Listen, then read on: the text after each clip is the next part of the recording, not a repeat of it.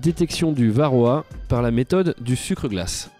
C'est une méthode simple, rapide, qui est à la portée de tout le monde et qui n'est absolument pas dangereuse pour les abeilles.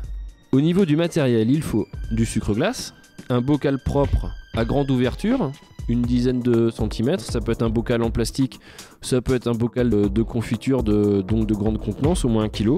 Il faut un tamis de maçonnerie, maille de 3 mm, qui est disponible dans n'importe quelle quincaillerie. Et enfin, il faut un support blanc, qui peut être un plateau, une feuille blanche de papier. Au niveau de la méthode, pour procéder, il faut remplir le bocal, l'équivalent de 2 à 3 cuillères à soupe de sucre glace.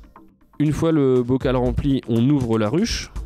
On prend un cadre avec les abeilles, un cadre du couvain, donc c'est en général on prend un cadre du milieu, mais on s'assure que la reine n'est pas présente sur le cadre.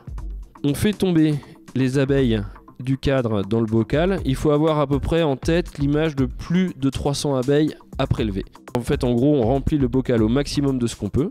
On ferme le bocal et on tourne, on secoue doucement le bocal pendant 1 minute, le temps que les abeilles s'imprègnent au maximum de sucre glace.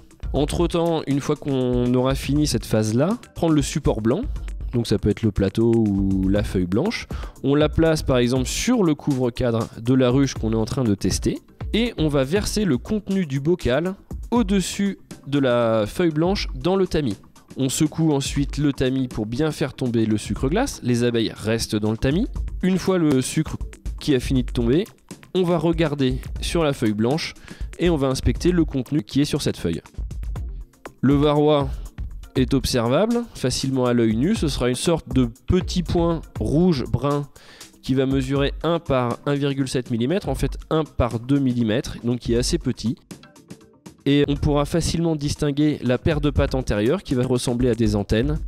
Si on regarde bien dans le détail, si l'acarien est sur le dos, on voit toutes ces petites pattes qui gigotent. Voilà une méthode facile de détection du varroa qui peut être mise en place facilement.